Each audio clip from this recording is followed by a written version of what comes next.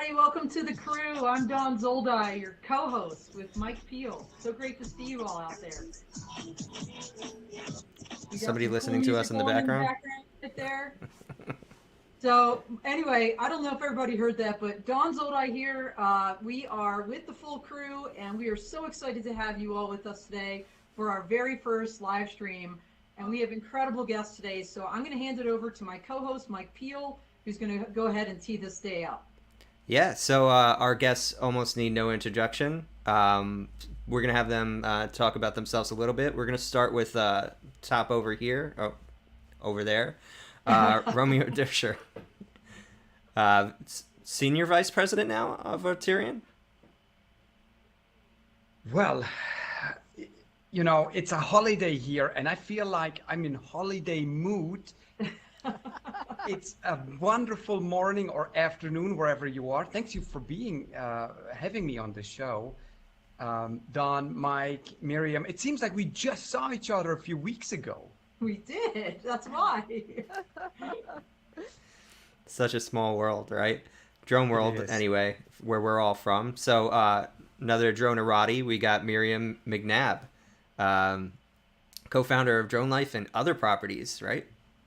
Yes, and so I am editor of dronelife.com, commercial drone news. I get to write about people like Romeo and take articles from people like Don and Mike. So excited to be here to kick off this new effort. It's really fun to have the opportunity to talk sort of beyond our really narrow industries and talk about kind of how drones are stretching out into the bigger tech landscape. So really excited to be here. Thank you again.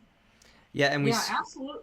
Yeah, Mike, I was going to say, it's not just drones, right? We are talking about all kinds of technologies on this podcast. And it's probably a great segue to kick off with our first article from Miriam about robots. Yeah, so this was a fun one. Miriam, do you want to give us a little bit of a rundown? Sure.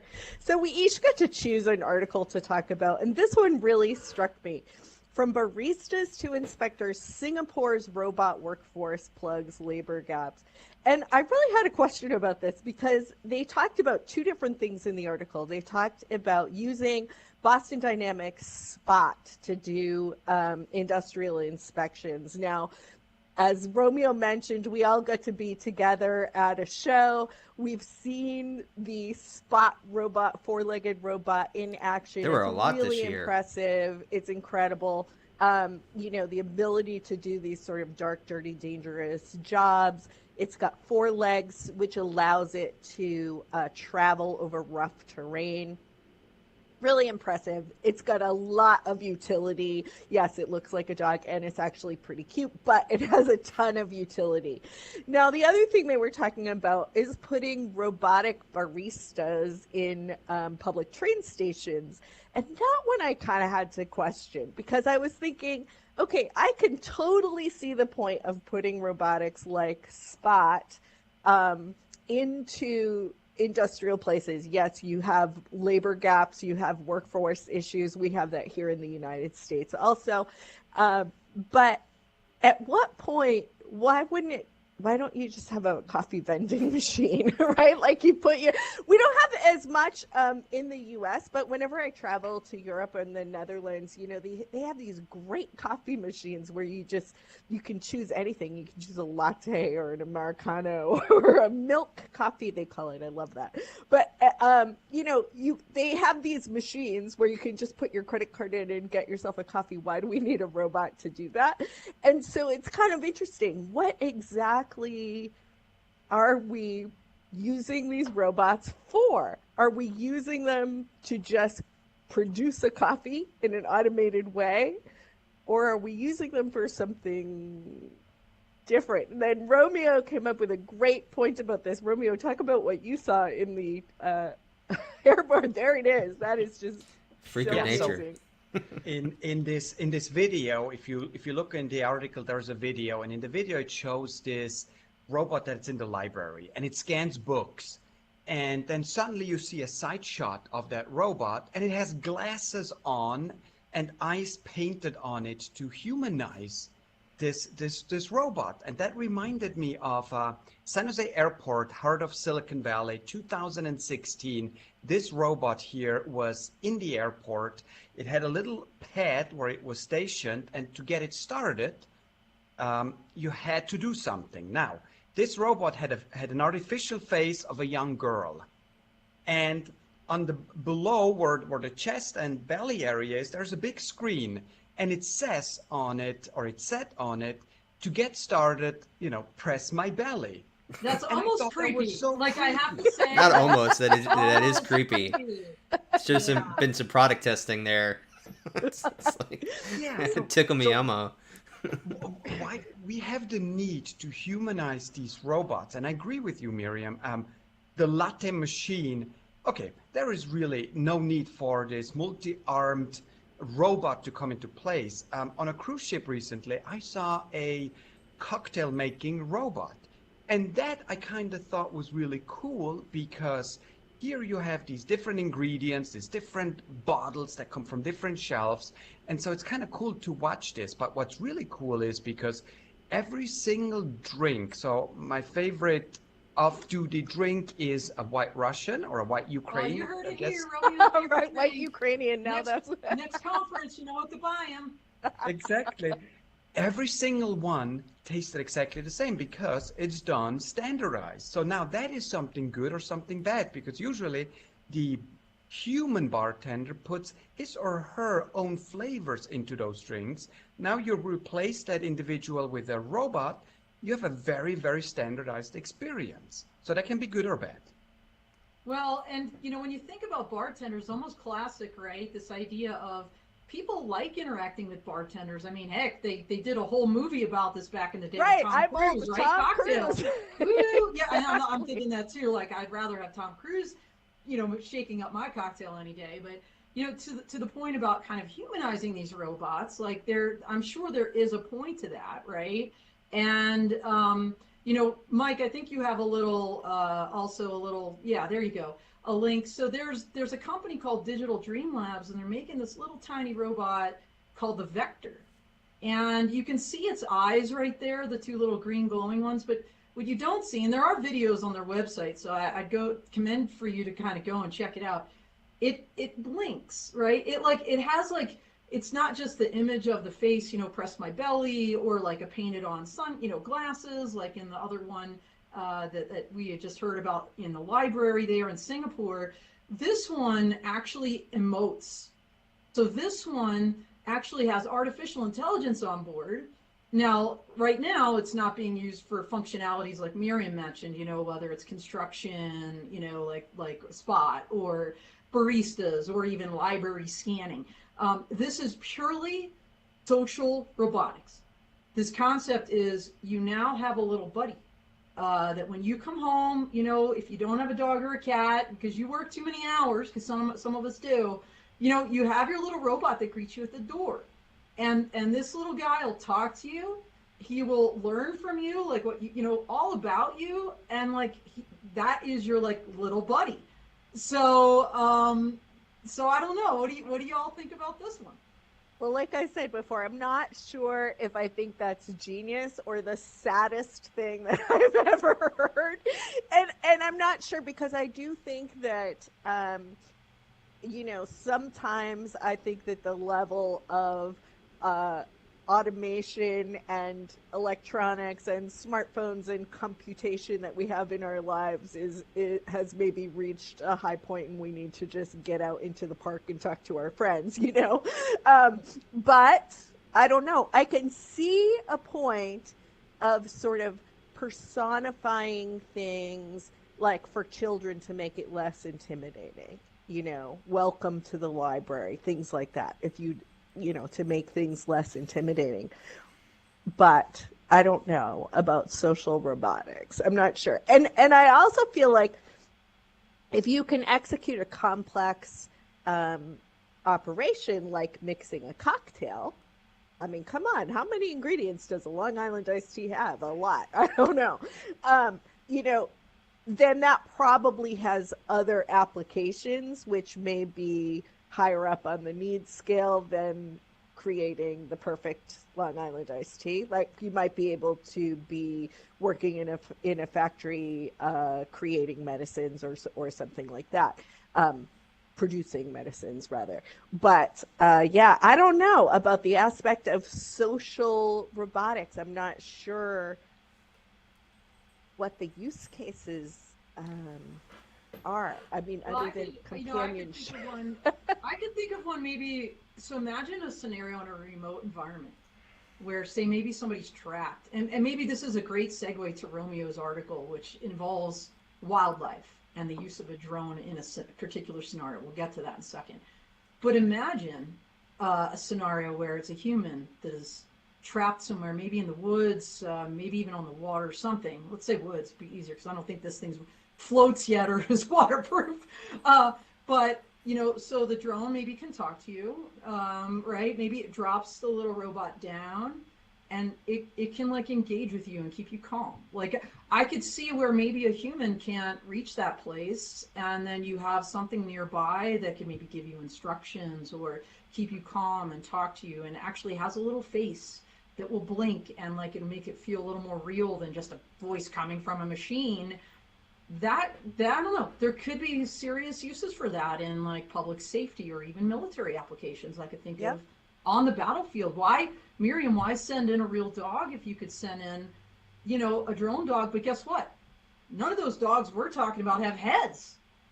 I mean, right? They all have these like weird, like freaky looking. So like, let's make it look like a dog. And let's give it eyes to drink and like, right? So Yep. everybody loves a dog, and they have comfort dogs for a reason.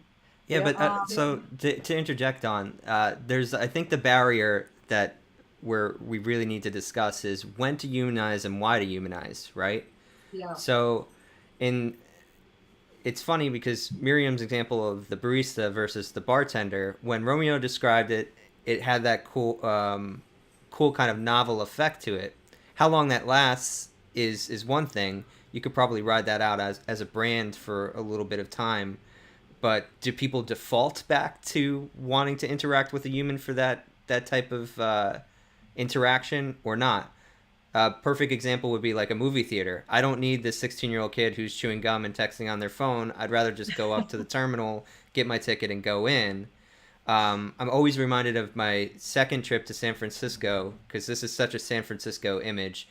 Lamborghini, or no, some type of supercar pulls up to this huge line of people waiting outside a coffee robot. The automated barista that we're kind of talking about here, but it was just a big kind of vending machine when it came down to it. But you could see the automation in process. People are lined up for it. Guy steps over a homeless person to get into that line. And you have to wonder, is that person homeless because there's no longer a Starbucks because now there's this machine, right? Is there a need to replace people in that situation? And I think that was kind of what Miriam was hinting at. Like, maybe we don't need to automate everything out, especially when having that human kind of in the loop adds warmth to it, right? And so what you're saying here, though, and the question is, how human does this thing actually feel in person? Like, there is some benefit to humanizing these things for situations where basically you don't have access to a person, or maybe your family passed away and a little robot companion is easier to take care of than a puppy, right? I think we'll be finding out these lines as we go, and there's no way to kind of stop the trajectory. Yeah, absolutely. Go ahead, Miriam. Well, I also think like you have to, I mean, we've all seen the economy go up and down and up and down. And so right now where I live, there are fast food restaurants, Dunkin' Donuts, whatever, that are having to limit their hours because they can't find the help. Where did they go? I got like, that. This is where I want to know. Like, Yeah, what are people where did the doing these workers days? Yeah, go? I Like, I don't understand it at all. But so right now this month, would those companies prefer to hire robotic or to build robotic solutions and limit their employees? Yes, but would that be good 5 years from now? The economic climate might be different. We might not have 3% unemployment here in the US, and we might have a need for more of those jobs. And if you replace every job on a production line with a robot, you often find yourself in trouble in 10 years, right? Well, Easily. it depends. You know, sometimes people just get into different jobs. Like I started as a social media manager, and I remember talking with the Android devs at AndevCon, one of our shows, and uh, I got laughed at because, but you know, like a friendly laugh. That's a job that didn't exist before. See, we didn't code the jobs out of existence. Would be the constant like clarion call of people in tech. At some point, though, I think we're always going to have the anxiety that you know the jobs will go away. But if we could get rid of the dull and dirty jobs and just leave the human, you know, the ones that matter for human interaction, I think we're fine. I think as we approach that precipice, though, where the human gets better at averaging, or the algorithm gets better at averaging what the wanted human response is, then these service jobs also become a question. And I think that's a much bigger concern, actually, than the robots themselves.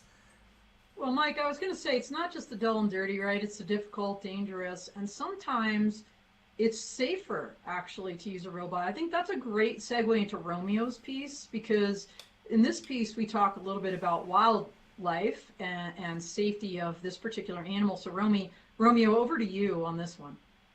Yeah, so you know, I love to showcase these UAV for good use cases, and here is one that I pick not only because it's a heartwarming story, so it starts off as a heartwarming story. It's this orca killer whale that made its way up the Seine River in France. And as we know, these are ocean animals, and now they are in a very different environment. They're in sweet water, in river water, and that's not healthy for those animals. So now they were trying to guide this orca back out to sea.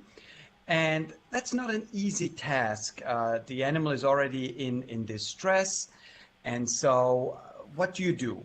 Somebody had the great idea, hey, let's use a drone with the speaker to play sounds, kind of like, you know, the Star Trek movies where they were using technology and sounds for whales to lure it out to sea.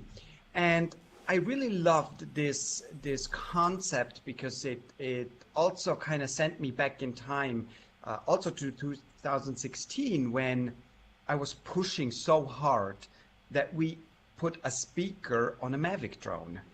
And I got a lot of pushback at the time from the engineering team because nobody could understand why a speaker would be helpful.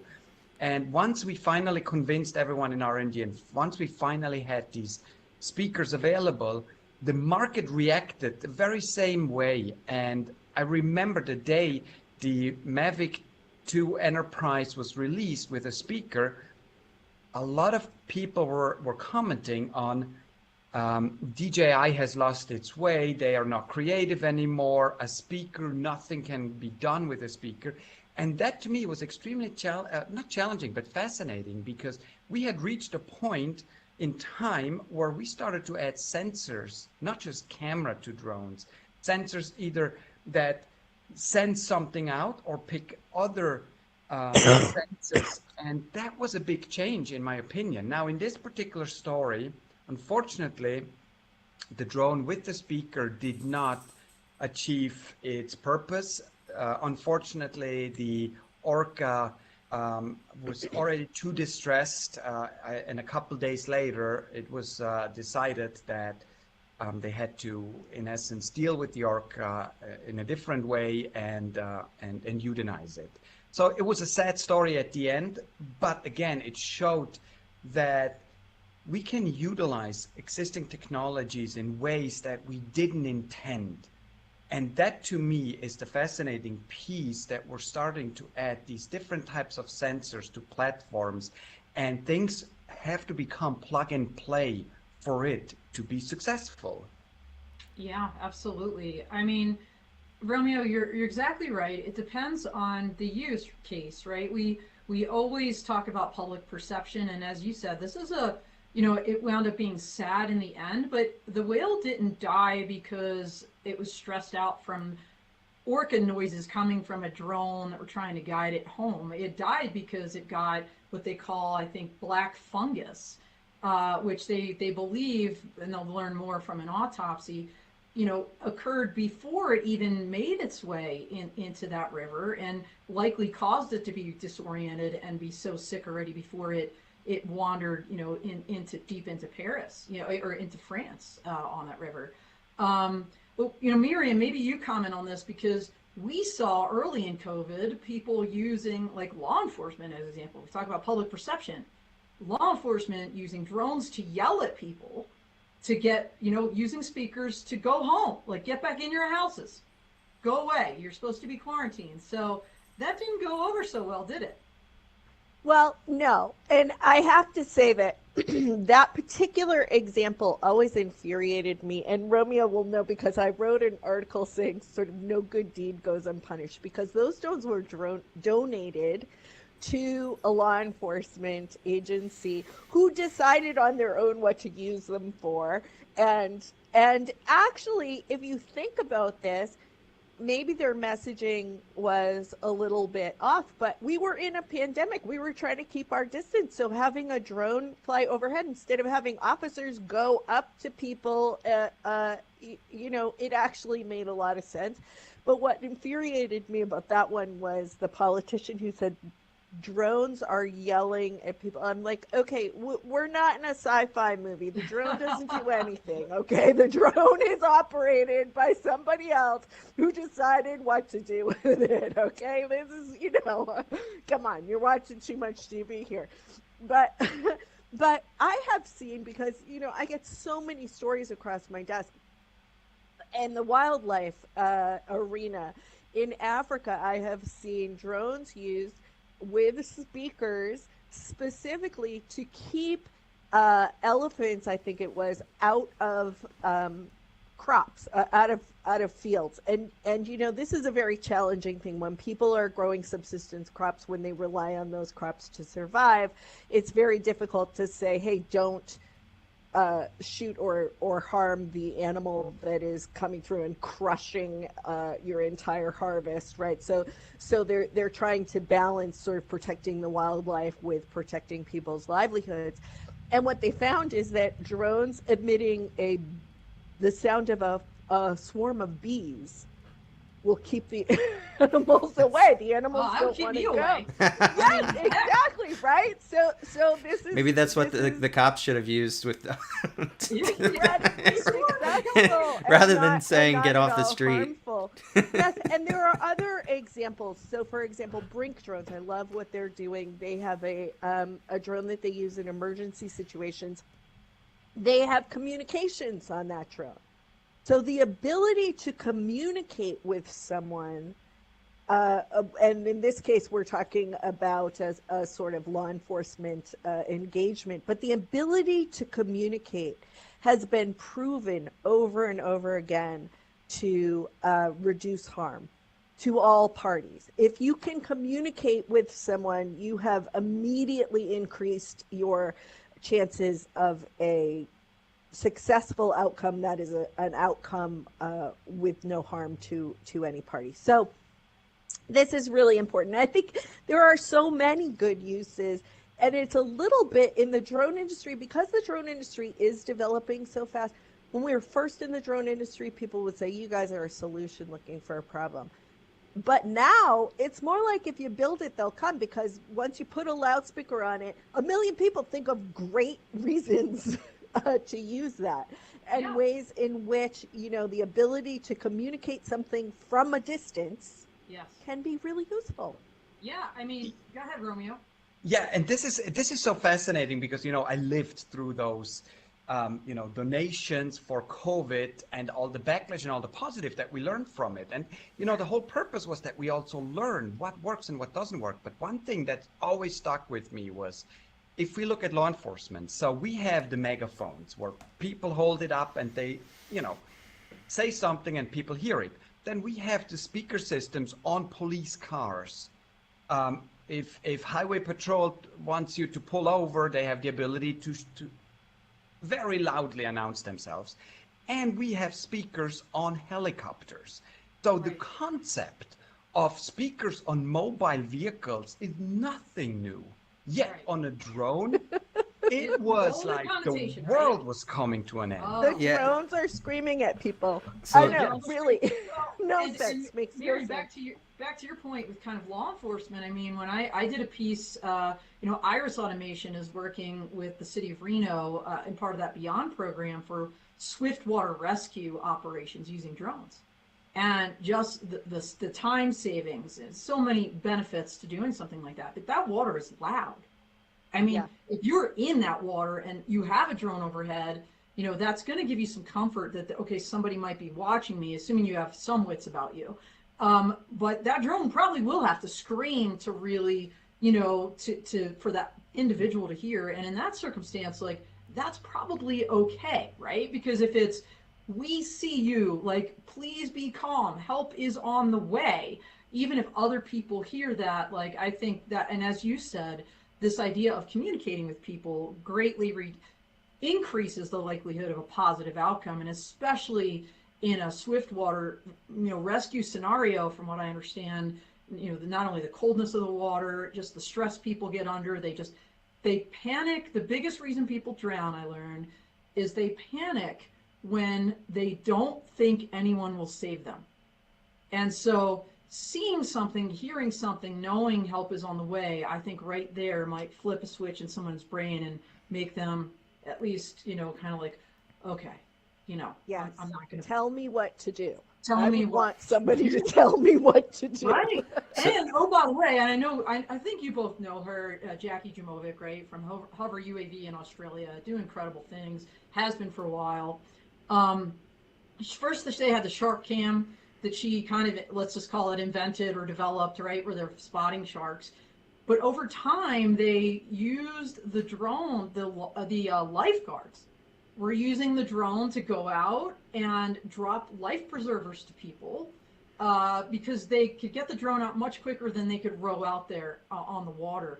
And I believe there is an audio portion of that where it drops the thing and says, we're coming, grab onto this life preserver. And so again, another incredible example where not just animals, but humans across the board, like this audio function on a drone can be so significant. Yeah, with any new technology, and as it's being deployed to more and more use cases as people become inventive, there's going to be a portion of people who are just always apprehensive, right? Or they're just Luddites when it comes down to it. I think, though, for technologists, the middle ground, the people that had you either communicated with them ahead of time the right way, positioned what you were doing in the right way, sometimes marketing is the solution, you could win that person over. And in some cases, you don't have to, right? So the lifeguard situation, like, immediately our brain understands how useful that was. If we go back to the police trying to use it for crowd control during COVID, people are already anxious, right? Some people are already afraid that this is a lockdown that will never end. And yeah, what images do they start conjuring up? They start conjuring up those dystopian movies, right? Almost all of them start with like a virus that, turns everybody into zombies, right? So you're working backwards from there already when you try to engage with them on that. So, I bet it had that police department taken a different route with communication or slowly eased into determining whether or not that was actually a use case for the moment, they might have done better.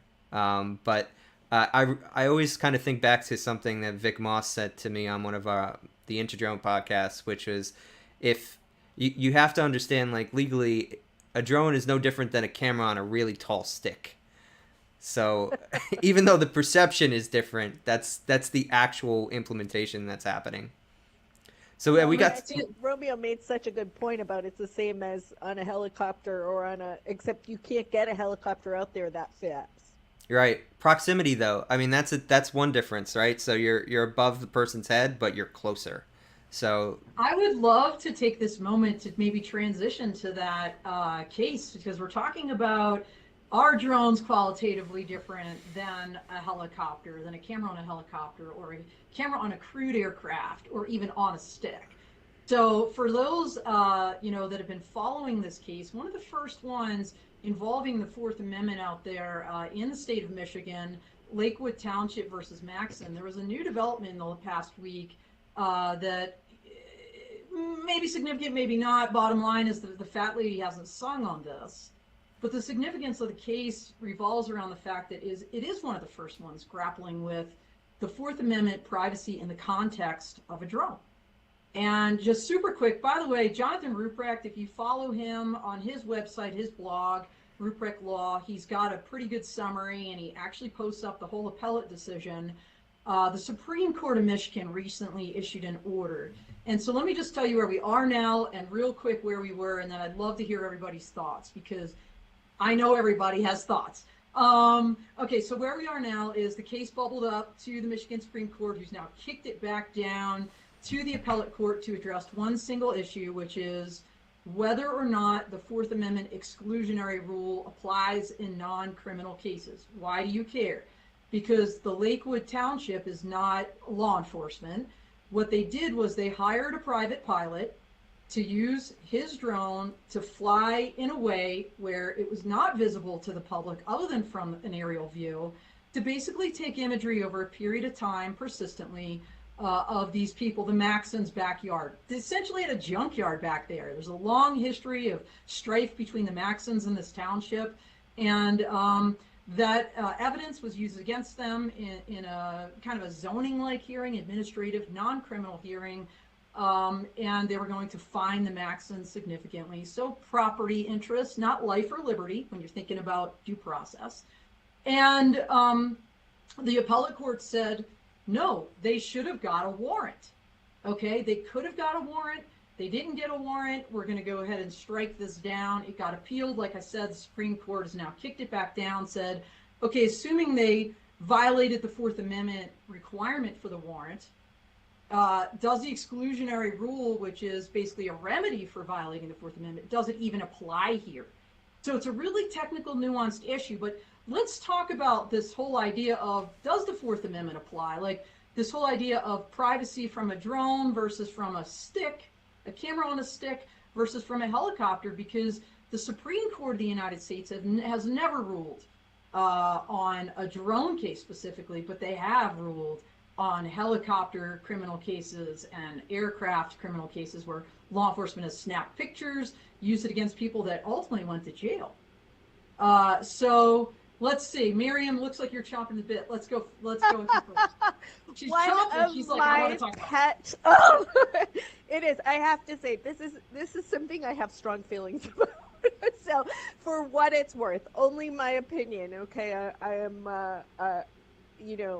I probably shouldn't even be this specific, but I really feel strongly about this because of the volume of emails that I get sent to me that say, at least sort of 10 to 20 a week that say, what can I do about my neighbor who has a drone? Or I think this person's spying on me, or I think this person's bothering my dog, or I think this person. And I really take issue with any municipality that wants to make a law about drones. And my issue is, there is a law that says you can't annoy your neighbor's dog. There is a law that says you can't spy through your neighbor's window, right? There are peeping Tom regulations or whatever. So that's the law. And whether you do that with binoculars or a cell phone or a camera on a stick or a drone or whatever is going to be invented next week, the law is the same. You can't harass an individual in that way, right? So I think when it comes down to this, for one thing, I do find it interesting that as soon as there's a drone involved, so there's really no argument that the Maxons are guilty of what the township said that they're guilty of. They do have a junkyard in their backyard. They totally, paid no heed whatsoever to the town regulations. They did that. Nobody denies it, but they're trying to get by on a technicality because there was a drone involved. And so my feeling is, if the law covers, helicopters and whatever, it should also cover drones, and there really should be no exceptions specific to the vehicle. Right? So I think as soon as you sort of say, well, it's a special case because it was a drone, not a helicopter. It was a special case because it was a drone, not a camera on a stick. It was a special case because it was a drone, not a pair of binoculars. No, there's no special case, because in that case, you have to keep updating it every single week as a new technology evolves. And we all know that it evolves constantly. So you have to say, no. The issue is, can you do surveillance of somebody's property without a warrant? Go with that. The drone should have nothing whatsoever to do with it, in my humble opinion. No, it's good. Romeo, go ahead. You're thinking about this. Yeah, well, I've always felt the same way, that we cannot make laws based on technology differences. There's absolutely no reason to go down that route. It's fascinating to me, because I think, had we not called this device a drone, which already had history in people, so let's say that this device was called a tosh, a word that I just made up. It's a tosh. Now, if somebody flies a tosh with a camera, I don't think people would have such an issue with it. But because it's a drone, and they immediately think of spying, military destruction, bombs, high-resolution images that are seen in the middle of the night, and they can see through walls because of Hollywood, it's an issue. But had it been a tosh, because nobody knew what a tosh with a camera was, it would be a non-issue. I'm convinced we're at this point. Interesting. Mike, what are your thoughts? Well, so when it comes to like the Fourth Amendment stuff, I don't think that actually applies here, right, Dawn? And in the case, was it the search was warranted, right? No, it does apply, because, so just kind of real quick, Civics 101, U.S. Constitution. The first question you have to ask is, was there government action, like, for the Fourth Amendment to apply? And in this case, because it was a township, the Constitution applies. And there is a requirement to get, not only in criminal cases, but administratively, a warrant. There is such a thing as an administrative So did they get the warrant, though? And I think, to Miriam's point, I think there was a law in Michigan at the time that kind of addressed this idea of, you need a warrant, right, to do this. And there was an opportunity, like, the township could have, as Miriam said, there's no question these people were guilty. Like, everybody knew it. They could probably smell it from miles away. Like, God knows what they had in their yard. So the ability for them to get a warrant was almost a no-brainer. They simply chose not to do it. And so the warrant issue absolutely applied. The Constitution applied here, Mike.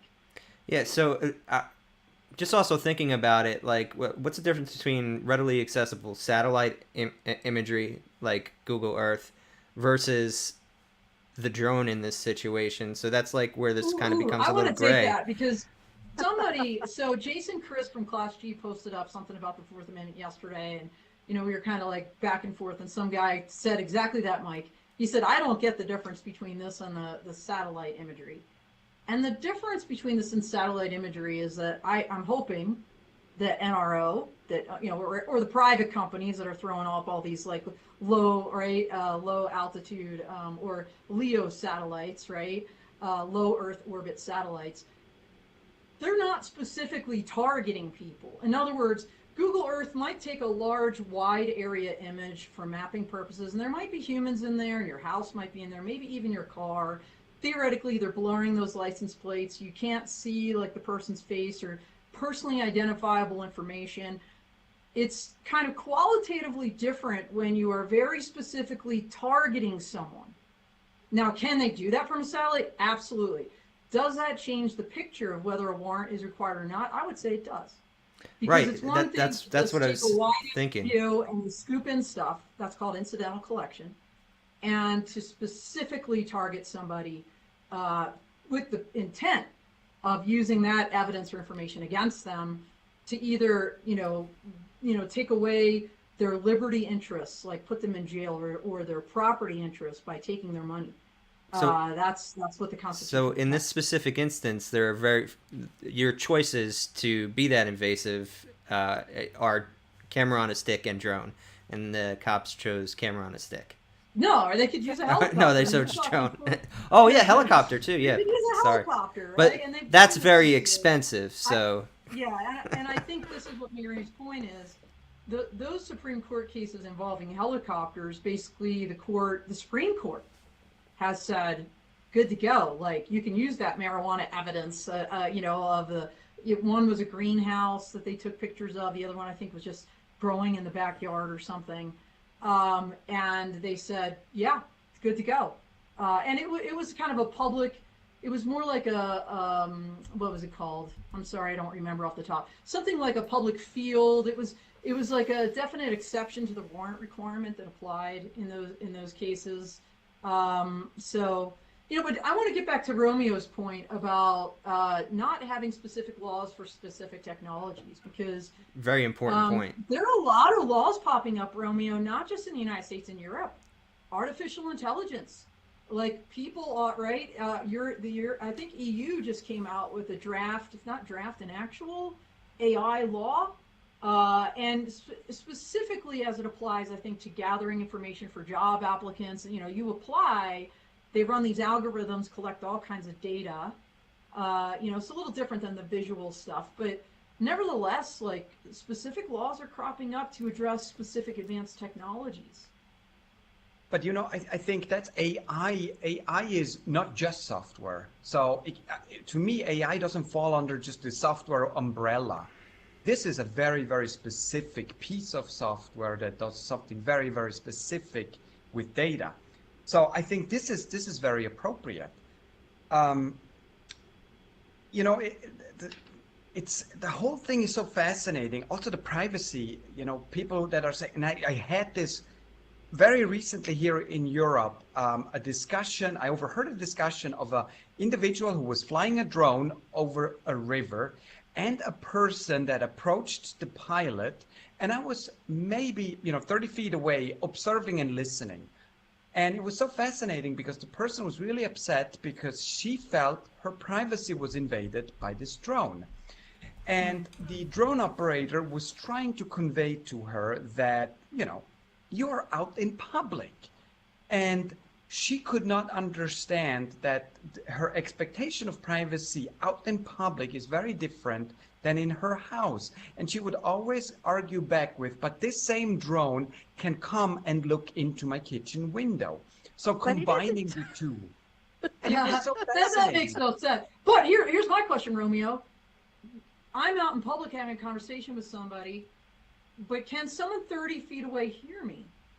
Right? So in other words, I think that's a little different. If a drone with advanced sensors on it can very specifically target a person and listen to what they're saying, I think that's a little different than just that expectation of I'm out in public talking to my friend. I'm not thinking that someone 30, whatever you said, 30 feet, I'm sorry, away can hear what I'm saying and maybe even record it 30 feet away. That's probably settled with directional microphones, though, right? There has to be some case law in the book on that. People are out, like, seriously, I'd be wearing a tinfoil hat if I was out in the park, talking to my friend, thinking, oh, I can't have this conversation in public because someone might have a multi-directional microphone and record me right now. I mean, seriously, nobody thinks that's going to happen.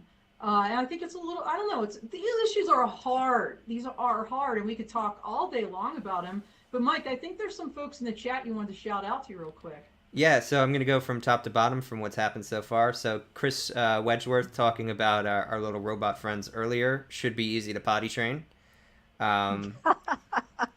Absolutely. Concur. Yeah. Nicole Ramsey, I love Vector. I'm showing my youngest. It's a neat platform that makes robotics more humanistic.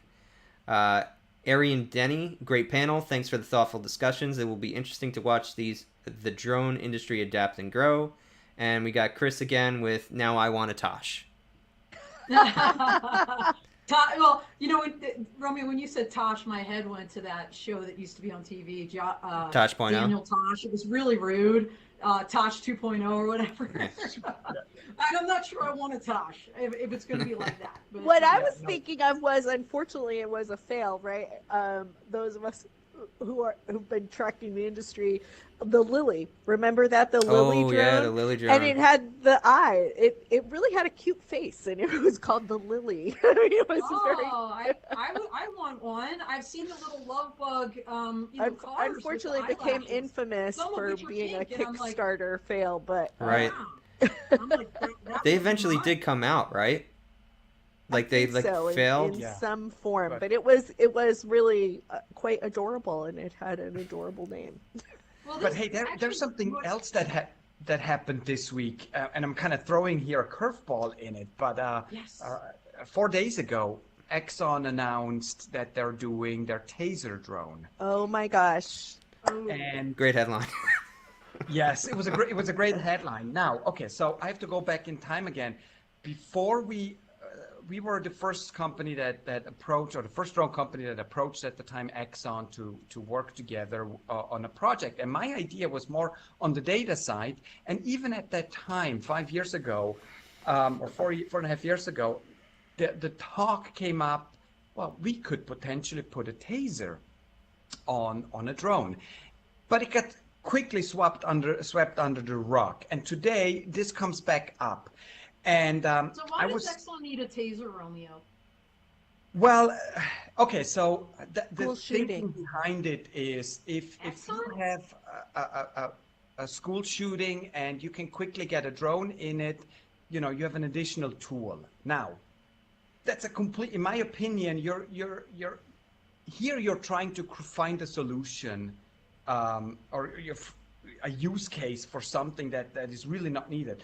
But what really triggered me is this is an ethical line we have not yet discussed, not only in the drone industry, but the greater community and the public. And that is weaponizing small mobile robotics. And you remember a few years ago in Dallas, where an explosive was used on a robot to neutralize a threat who was shooting at people from a parking structure. And that It's really, Texas, right? really started this discussion. What are we doing with these mobile robotics, and how are we weaponizing them? And on one side, you can say, well, this is non-lethal. This is a taser. This is actually something that doesn't kill. But my opinion here is it's a very fine line to go from non-lethal to accepting lethal on a small mobile robotic. Well, and not only that, Romeo, but some non-lethal, let's just call them effectors, to use Robert Mente's word from Northrop Grumman. Rubber bullets freaking hurt. They can And they're literally dangerous, take an and they eye can out. blind people. Yeah. Okay, so I can I please? I have to. No, well, so the something came out today where the ethics committee resigned. Did you see that, Romeo? Mhm. So much the of ethics committee Axon's of the ethics company? board, yes, resigned in protest. Whoa. Yes. That's So that Interesting. yeah. So I What wanted do to we bring hear on that the up. full crew, everybody. I have really mixed feelings about this though, because Yeah. because this is happening as a result of one of the it is a great tragedy in the U.S. Yes. and that it happens so often is such Yeah. a terrible tragedy, and I think we all have very very intense feelings about this, about the school shooting. But in this particular case, I have to say that if I were one of those parents Yep. and who was outside telling the police, please go in, please go in, please go in, and they couldn't, wouldn't. or they didn't, I would have taken a drone with a taser. I would have begged them to send it in. Yeah. I Well, yeah. just being real here. So I know that that's, and I'm in general not in favor of weaponizing anything, but I have to say, and the alternative, if you bring, your only alternative in that situation is they are going to try to eliminate the shooter. Or So they're sending it, to your point, Miriam, they're sending a human in, right? We talked in the very beginning, as we started this conversation, with dull, dirty, dangerous jobs, right? So if there's a human in the loop, I think, Romeo, I think it's qualitatively a different discussion if it's a fully autonomous drone, and I'm talking no human in the loop, like killer robots. But if there's a cop flying it, who would have otherwise physically had to go in and do that activity, maybe. But to your point, Romeo, I agree 100%. This is something that needs to be discussed, not only from an ethical standpoint, but also from a legal standpoint. So when you think about the military, right, you think about the strikes that occur downrange. Without getting into graphic detail, like, right, that will, I told you I'd have to kill you, right, with my background. But there's a process. Like, that's like not like the Wild West, right? So first of all, the law of war applies. Second of all, there's a whole bunch of approval authorities up the chain that you have to go through to get not only approval of the target, but probably of the actual strike before it occurs, right? I mean, I'm not revealing state secrets here because there's been movies about this and they're very accurate. So there's a process, and like having that process, having some rigor to it, I think is important. And these issues that you're raising, Romeo, are key, because the reason why I'm a process person is because in the heat of the moment, you don't want to you want to revert back to your training and your process.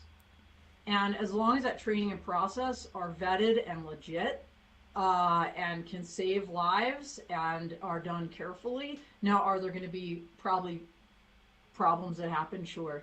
You're going to tase the wrong guy who has a heart condition, and that person's going to die. But that taser maybe would have happened, that might have happened anyway if a cop walked in there and tased him in person. Well, that also might be a concession we make as a society, that statistically less people are going to be harmed if we deploy this effector versus another, right? And to your point, Don, the procedure in putting procedures, and to Romeo's point, those procedures will come out of conversation, and it's important to have these conversations, is to have some reliable expectations for how certain circumstances will go down when the police have to be called with such a device and utilize such a device. And then even understanding, though, that sometimes procedures, planning, and training still will fail, right? As we saw in Uvalde, those officers were trained. And, you might not be able to give a certain commander the right tool to make the right decision if they're not able to handle that situation, because human after all, right?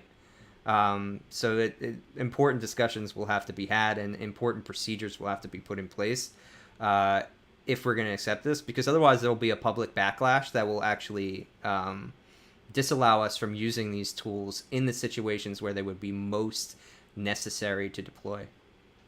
And to both of your points, I mean, many states actually in the United States have on the books prohibitions in law of weaponizing drones, period. So, that is one law that maybe Romeo would agree with on technology. So we got a couple minutes left, Mike, and I know Miriam really wants to get to this one. This one about the economy and Tesla and announcements. Here we go. Mike, this is your article, so why don't you tee this up, and we'll take a couple minutes before we power down for today.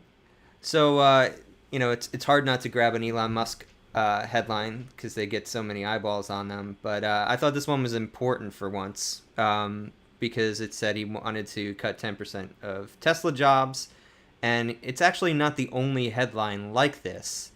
A lot of the tech sector is kind of crawling back, cutting staff. And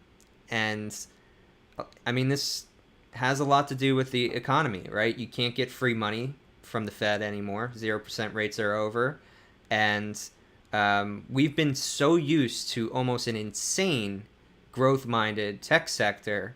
I think this is a continental shift in the way that we're going to be thinking about tech companies in the next 3 to 5 years, actually. And then, of course, Musk being the troll that he is. And I love the sunglasses and hat. Yeah. Awesome. Yeah. Thank you, Insider, for finding the perfect perfect picture to go along with the tone of this article. So, what's everybody, before we go into Musk being the ultimate troll? Anybody's thoughts on the tech sector and what we've seen? Maybe drone industry insights. Or is there capital being deployed still, or is it going to be the age of austerity? So I'm going to say that I call BS on Elon Musk's statement, and I'll tell you why. First of all, I don't think that I think what was it, exuberance or something like that. There was at some point when Alan Greenspan said we're in a period of unreasonable exuberance or something similar to that. But we're not in that period. I do think that there's still good investment. There's still steady investment in startups, but they're not sort of random. People aren't just chucking $1 million here and there just to see So what intelligent happens. Investments. They're being a little more intelligent about it. Elon Musk, however, here we have a global gas crisis caused by the war in Ukraine, and he makes electric vehicles, and thinks he has a problem. Like, really? When you think about the CEO, the difference between the lowest paid employee and the highest paid employee at Tesla, it's ridiculous. And I actually spoke to a young gentleman in the drone industry who had an incredibly innovative product. He fortunately was rewarded. He developed his own drone company, got bought out, did extremely well. But while he worked for Tesla on alternative energy sources, he actually had to live in a van in the Tesla parking lot because he was so low paid, and this was somebody who was truly brilliant and contributing to the technology. So I kind of call BS on him. I think he's just going to trim everything down to the bone, no matter what, because that's how he envisions. Well, and it's so, I love Romeo's comments too, but I just wanted to tag on to what you said about the van, Miriam, because in this same original article Mike posted, Elon also threw down that, like, well, if you're going to continue commuting from home, just stay home. Like, yeah. It's, y'all you could pretend to work somewhere else, were his exact words. Funny because I think globally, right, everybody had to go home, and there's pluses and minuses. You have a whole show on that alone. But I think there's great efficiencies in some instances, right, to be able to work from home. And it's spurred another cottage industry, I think, in a way that didn't exist before COVID. So it's funny to be like, no, like old school, y'all need to be in the office around the water cooler. So go ahead, Romeo. I'd love to hear your thoughts. No, it's fascinating. Look, I'm not a huge fan of Elon Musk. I think he has done some amazing stuff. Look at SpaceX, fantastic. But him as an individual, I'm not a huge fan. And in this particular case, it's really, it's like the Amazon 2015 that promised this drone that comes and does Amazon deliveries, and 7 years later we still don't have it. At the time, it was the best PR that the drone industry ever gotten, and that to me is kind of Elon. He loves to do these kind of controversial things that get everybody talking, good or bad, but then there's very little substance behind it. But what it does to me, it shows a company culture that I think is not healthy. And having few friends that either are still working or have worked on his companies, you just have to be okay with it. And if you're okay with it, that this is the environment, then you can have the most amazing career. But if you're not, then you are going to be suffering, even if it comes to fruition or not, just because of the environment. If somebody says, hey, you know what, you cannot work at home anymore, you got to be in here, no matter if you have to drive 7 hours because you relocated during COVID, I don't care, or then leave, that just sets a bad tone and company culture. And me personally, I would hate it. Well, I will tell you what, we are at 1 minute to go here, and Romeo, by the way, everybody, this was not scripted. You just teed up perfectly our Full Tilt podcast, which will air tomorrow for the first time, because it's all about leadership, and leaders drive culture, and culture creates companies and organizations that either thrive or fail. And so thank you for that, because at the end of the day, That's what is so important. In addition to the news and the hottest topics, leadership. So we'll be talking about that tomorrow with General Poss, leading in highly complex technical environments. And next week, by the way, also on the crew, you'll see the panel here in a second. We're going to have Jeremiah Karpowitz from Diversified Communications. I'm sure most of you know Jeremiah.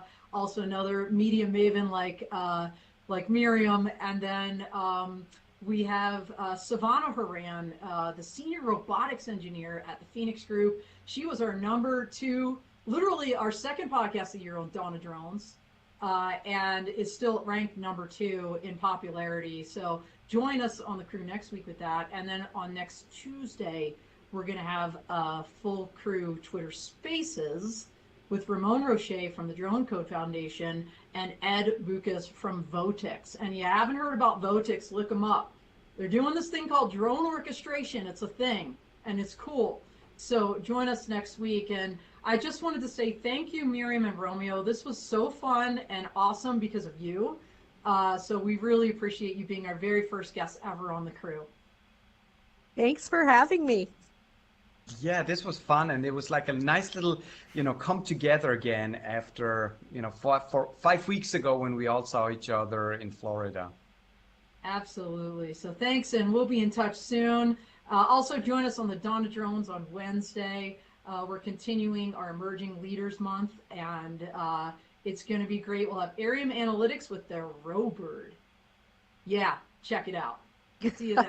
All right, out here, everybody.